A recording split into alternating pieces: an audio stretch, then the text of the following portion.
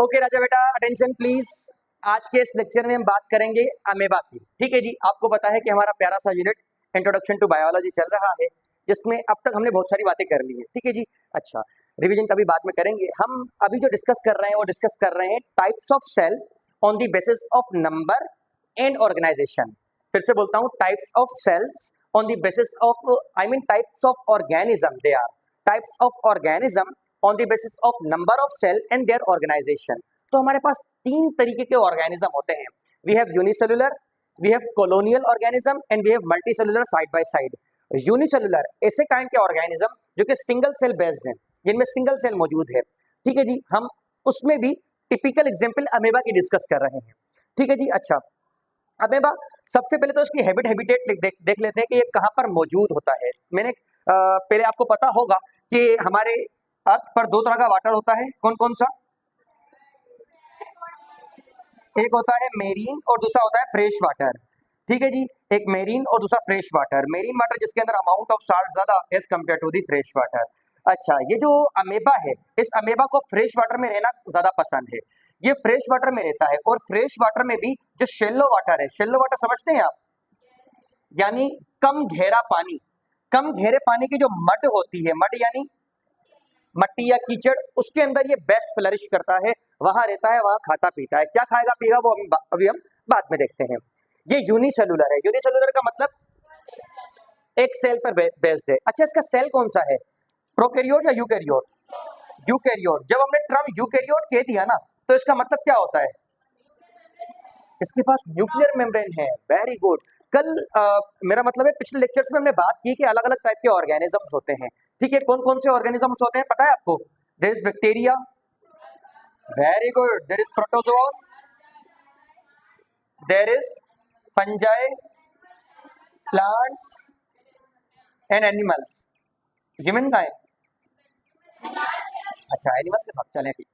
अच्छा जी, ये जो प्रोटोजोन होते हैं ना, प्रोटोजोन, अमेबा इस ग्रुप को बिलोंग करता है। प्रोटोजोन, प्रोटोजोन की खासियत है कि वो यूनिसेलुलर होंगे, वो यूकैरियोट होंगे। यूनिसेलुलर का मतलब, यूकैरियोट का मतलब, यूकैरियोट का मतलब जी,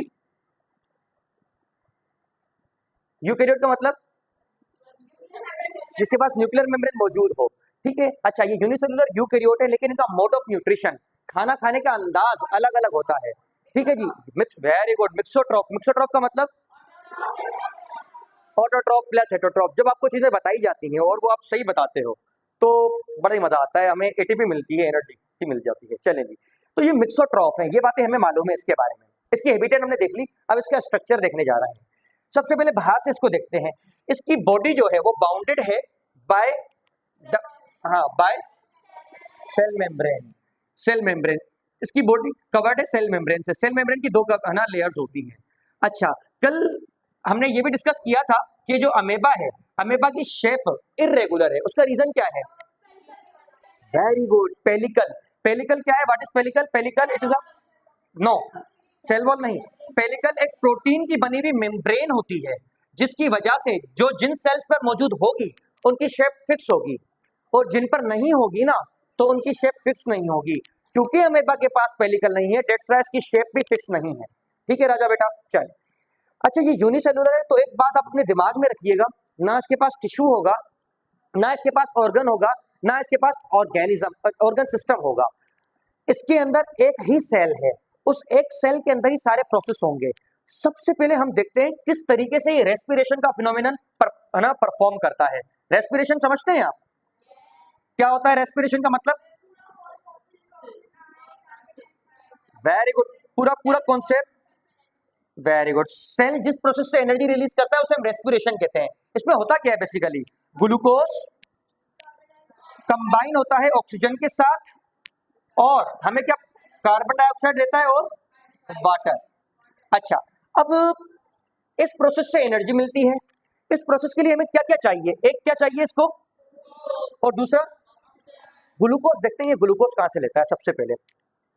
अब ये जो अमेबा है ना, इसकी न्यूट्रिशन, इसका जो खाना है, इसके खाना होते हैं छोटे छोटे बैक्टीरियाज। छोटे छोटे जो बैक्टीरियाज हैं, जो एल्जीज हैं, उनको ये ईट अप करता है। अच्छा, इसकी खास बात ये है कि जब कभी ये अपना खाना डिटेक्ट करता है, यानी प्रेजेंस ऑफ बैक्टीरिया को ये केमिकलों से डिटेक्ट करता है। ठीक है जी, इसके पास ब्रेन वगैरह ऐसी कोई चीज नहीं है, लेकिन कोई बैक्टीरिया वगैरह मौजूद होगा, उनको ये केमिकली डिटेक्ट कर लेगा। कैसे?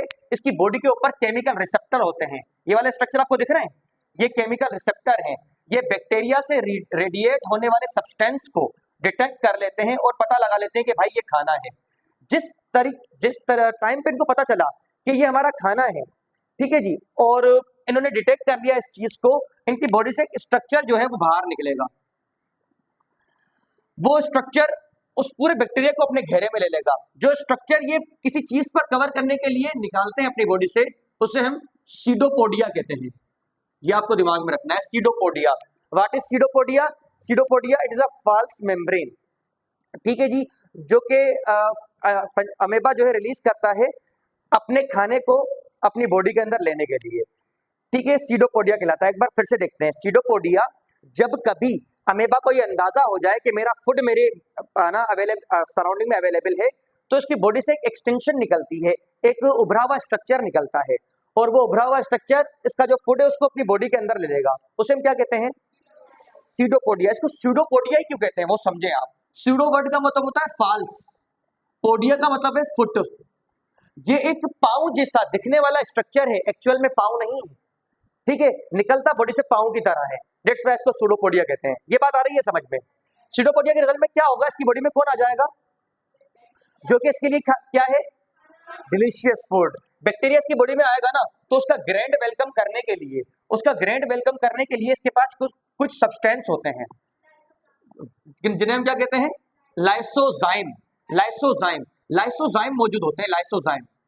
ये जो बैक्टीरिया अंदर आता है ना, वो थोड़ा इज्जत की फॉर्म में आता है, ठीक है जी। बैक्टीरिया के ऊपर एक कवरिंग मौजूद होती है, और जब कभी बैक्टीरिया के ऊपर ऐसी कवरिंग मौजूद होती है ना, तो अब ये बैक्टीरिया नहीं कहलाएगा, ये इस बैक्टीरिया को हम फेगोसोम कहेंगे। फेगोसोम, बात समझ में आ रही है? फेगोसोम, ठीक है जी, फेगोसोम। ये लाइसोजाइम, ये जो कटर है यहाँ पर, वो इसके साथ बाइंड कर जाएंगे। बाइंड करने के बाद इसे क्या करेंगे पता है?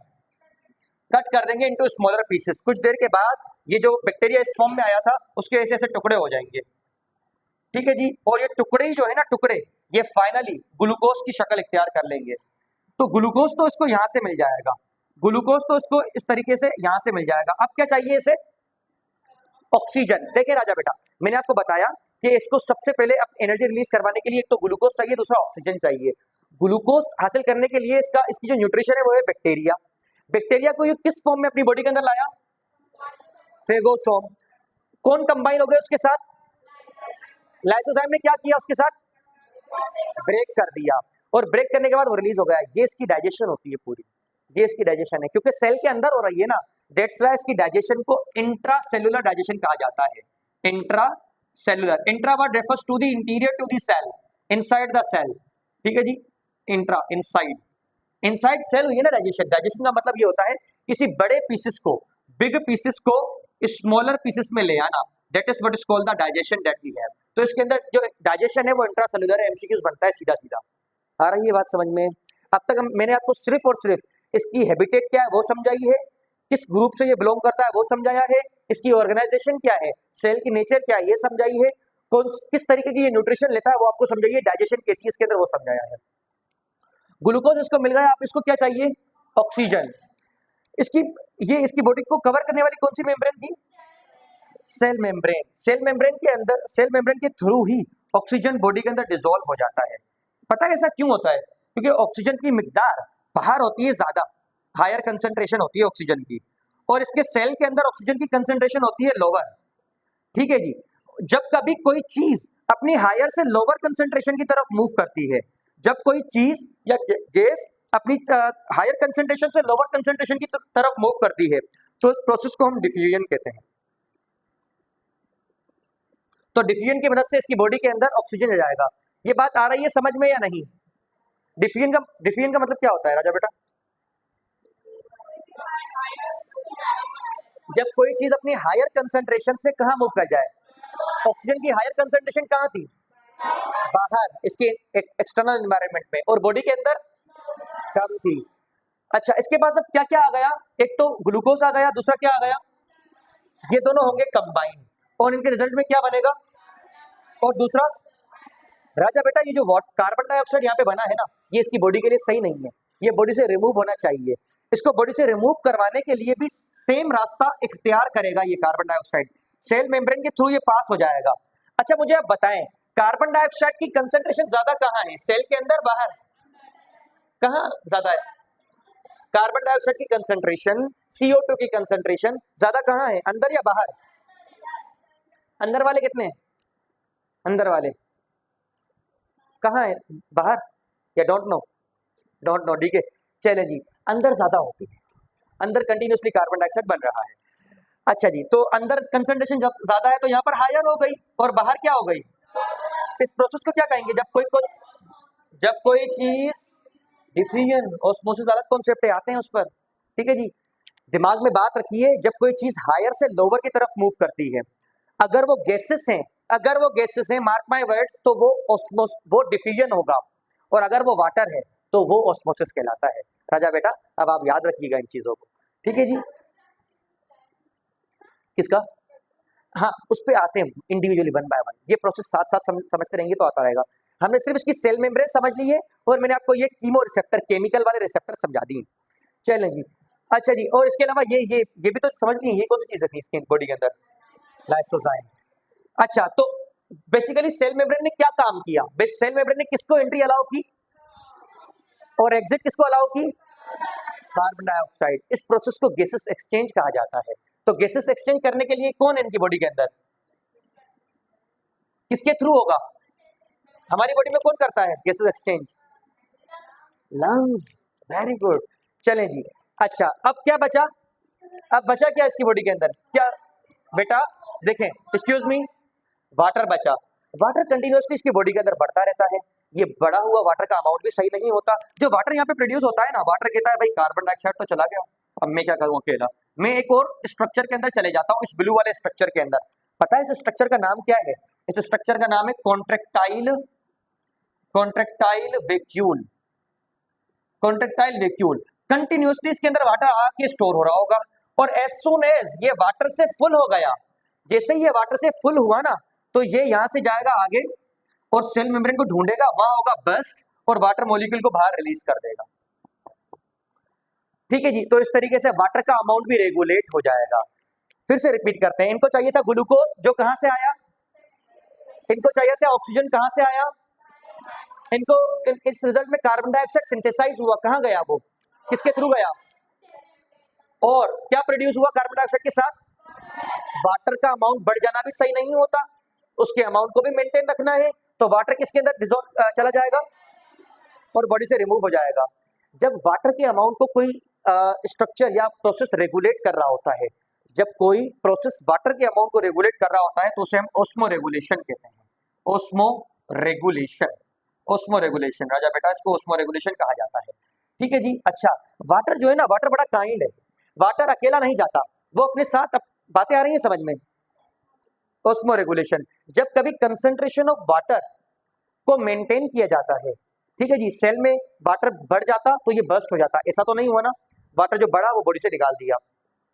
जब कभी सेल जो है वो वाटर के अमाउंट को रेगुलेट कर रहा होता है, उस प्रोसेस को ओस्मो रेगुलेशन कहते हैं। एक और बात आपको यहाँ पे क्लियर करना चाहूंगा, ये वाटर बड़ा काइंड है, ये अकेला नहीं जाएगा, ये बोलता है अगर मैं जाऊंगा तो मेरे दोस्त भी मेरे साथ जाएंगे। और पता है वाटर के दोस्त कौन होते हैं? कौन होते हैं पता है आपको जी? No, minerals. तो मिनरल्स भी वाटर के अंदर डिसॉल्व होकर के, और इसी तरीके से किस प्रोसेस से रिमूव होंगे? तो ओस्मो रेगुलेशन की जो डेफिनेशन, ऑथेंटिक डेफिनेशन है वो यही कि एक ऐसा प्रोसेस जिसमें concentration of water, concentration of solute maintain रहे, that is what is called the osmoregulation. अब तक हमने कौन कौन से टर्म समझ लिए हैं? डाइजेशन समझ लिया है, गैसेस एक्सचेंज और रेस्पिरेशन समझ लिया है, ओस्मो रेगुलेशन समझ लिया है, 4 टर्मिनोलॉजी समझ ली है। इसमें कोई सवाल, कोई बात? कोई बात नहीं है, ठीक है जी। फिर से रिपीट नहीं, इसको रिपीट करना लाजमी है बेटा। देखें, सबसे पहले अमेबा जो है ये फ्रेश वाटर में मौजूद है, there is no fun in explaining that. इसके अलावा ये यूनिसेलुलर है, यूकेरियोट है। अगर इसकी स्ट्रक्चर की बात करें तो इसमें सेल मेम्ब्रेन है, सेल मेम्ब्रेन के बाद अगर हमने इसको यूकेरियोट कहा तो अंडरस्टूड बात है कि इसके पास न्यूक्लियस भी होगा, उसके अंदर जेनेटिक मटेरियल भी होगा, ये बात तो अंडरस्टूड है। अच्छा, इसकी जो न्यूट्रिशन है, इसकी न्यूट्रिशन होता है स्मॉलर बैक्टीरिया को ये बॉडी में लेके आएगा, ब्रेक करेगा with the help of lysozyme, क्योंकि इसकी बॉडी के अंदर ये बड़े बैक्टीरिया छोटे बैक्टीरियाज के अंदर या छोटे पीसेस के अंदर सेल के अंदर ब्रेक हो रहे हैं ना। जब कोई बड़ी चीज छोटी चीज के अंदर ब्रेक होती है उसे हम डाइजेशन कहते हैं। अगर वो सेल के अंदर हो रही है तो वो इंट्रासेल्युलर डाइजेशन है। उसके रिजल्ट में ग्लूकोज मॉलिक्यूल बनेगा, जो ऑक्सीजन अंदर आया है उसके साथ कंबाइन होगा, कार्बन डाइऑक्साइड वाटर रिलीज होगा, ये होगा रेस्पिरेशन। स्ट्रक्चर यानी एनाटॉमी और फिजियोलॉजी तकरीबन साथ साथ ही हम पढ़ेंगे इसकी। इसके बाद जो है कि ये जो कार्बन डाइऑक्साइड प्रोड्यूस हुआ है वो बॉडी से उसी तरीके से रिमूव हो जाएगा डिफ्यूजन के प्रोसेस से। वाटर जो है वो कॉन्ट्रेक्टाइल वैक्यूल में गया, और वाटर के साथ कौन डिसॉल्व होके गए आगे, मिनरल्स। और ये किसके अंदर स्टोर हुए थे, और कॉन्ट्रेक्टाइल वैक्यूल ने उनको कहाँ रिमूव किया, सेल मेम्ब्रेन से बाहर। इस प्रोसेस को क्या कहते हैं हम? कोई मुश्किल बात है इसमें याद रखने के लिए?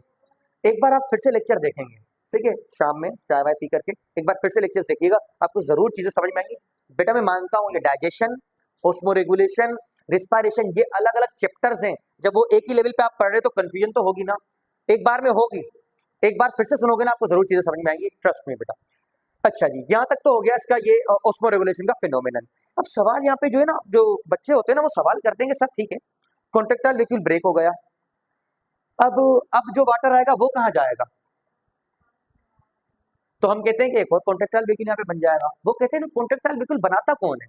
उनका सवाल ये होता है कि सर ये कॉन्ट्रेक्टाइल वैक्यूल बनाता कौन है? तो आप याद रखिएगा कि कॉन्ट्रेक्टाइल वैक्यूल बनाने के लिए एक स्ट्रक्चर रिस्पॉन्सिबल होता है, that is what is called the Golgi body. ये आपकी टिप्स में होना चाहिए राजा बेटा, गोल्जी बॉडी, गोल्जी बॉडी, ठीक है जी, गोल्जी बॉडी, गोल्जी अपरेटस भी कहते हैं इसे। इसका आगे हम डिटेल से डिस्कशन करने वाले हैं इसकी। तो कॉन्ट्रेक्टाइल वैक्यूल कौन बना रहा था राजा बेटा? Golgi body. ये एक ब्रेक होगा ये दूसरा बना देगा, दूसरा ब्रेक होगा ये तीसरा बना देगा। इस तरीके से वाटर की कंसंट्रेशन बढ़ेगी इसकी बॉडी के अंदर? नहीं, नॉर्मल रहेगी। इस प्रोसेस को ऑस्मोरेगुलेशन कहते हैं। अच्छा, जब ये सारे प्रोसेसेस हो रहे होते हैं राजा बेटा, जब ये सारे प्रोसेस हो रहे होते हैं तो इनके रिजल्ट में वेस्ट भी प्रोड्यूस होते हैं इसकी बॉडी के अंदर, ठीक है, वेस्ट। और जो वेस्ट इसकी बॉडी के अंदर प्रोड्यूस होता है ना, उसका फॉर्मूला है NH3। नाम क्या है इसका जी? अमोनिया का नाम सुना है? अमोनिया, वो प्रोड्यूस होगा। अब लाजमी है कि वो अमोनिया भी इसकी बॉडी से रिमूव हो, ये वेस्ट भी सही नहीं है। अमोनिया को भी ये अपनी बॉडी से रिमूव कर देगा थ्रू सेल मेम्ब्रेन। और रिमूवल ऑफ द वेस्ट जी, जी वेस्ट कहाँ प्रोड्यूस होते हैं? चलिए आप थोड़ा समझाते हैं। देखें यहाँ पर ये बैक्टीरिया ब्रेक हुआ था तो यहाँ पर हमने सिर्फ ग्लूकोज की बात की, ऐसा नहीं है यहाँ पर सिर्फ ग्लूकोज प्रोड्यूस हो, यहाँ पर प्रोटीन भी प्रोड्यूस होगी, प्रोटीन भी प्रोड्यूस होगी। वो प्रोटीन कुछ देर के बाद ब्रेक होगी इनटू अमीनो एसिड, और वही अमीनो एसिड शक्ल इख्तियार करेगा अमोनिया की। ये मैं जानबूझ के नहीं बता रहा था, ठीक है जी।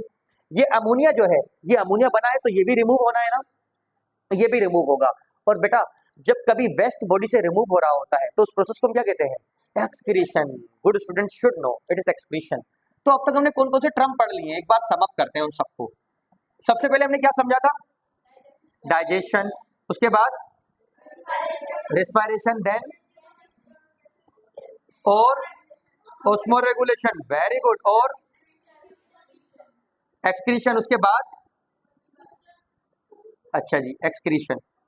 अच्छा राजा बेटा देखें, इसके अंदर कोई ऐसा ब्रेन जैसा स्ट्रक्चर तो है नहीं, लेकिन फिर भी इसमें सेंसिटिविटी होती है। जी हाँ, ये चीजों को सेंस कर सकता है कि मेरे बराबर में जो है वो बैक्टीरिया है, इसको मैं खा सकता हूँ, और मेरे बराबर में जो है ये निडेरियन है, ये मुझे खा सकता है। तो इसमें ये भी ये सेंस होता है जी हाँ, कि ये मेरा खाना है, इसे मुझे खाना है, और ये मेरा एनिमी है और इससे मुझे भागना है। तो इसमें ये सेंसिटिविटी की एबिलिटी है। बेटा हमने पढ़ा है लाइफ के अंदर, जिनके अंदर लाइफ होगी उनके अंदर सेंसिटिविटी होगी। कितने भी सिंपल क्यों ना हो, नेचर उनको सेंसिटिविटी जरूर देगा। और सेंसिटिविटी जिनको हम पहले घर कह रहे थे या झोपड़ियां कह रहे थे ना, वो इनको रिसेप्टर सेंसिटिविटी प्रोवाइड करते हैं राजा बेटा। इन रिसेप्टर की मदद से ये डिटेक्ट करेंगे कि जो हमारे सराउंडिंग में चीजें हैं वो हमारी अपनी है या वो हमारे दुश्मन है। किस तरीके से जो भी ऑर्गेनिज्म है, बैक्टीरिया है, बैक्टीरिया केमिकल रिलीज करेगा, अगर इनका एनिमी निडेरियन है वो भी केमिकल रिलीज करेगा। वो केमिकल या डिटेक्ट होंगे, प्रोसेस होकर पता चलेगा कि हाँ ये खाना है और इससे भागना है। ठीक है राजा बेटा, तो that is what is called the जी, उन पे भी आते हैं। तो ये क्या था, ये हमने क्या समझा? रिसेप्टर यानी सेंसिटिविटी। तो इसके अंदर सेंसिटिविटी भी है, सेंसिटिविटी जी, ये फैक्टर्स ऑफ लाइफ आ गए। देखें यही तो होता है बेटा, जिनमें लाइफ होगी उनमें ये कैरेक्टरिस्टिक होंगी, जिनमें ये कैरेक्टरिस्टिक नहीं होंगी उनमें लाइफ भी नहीं होगी। ठीक है राजा बेटा, यहां तक बातें आ गई समझ में?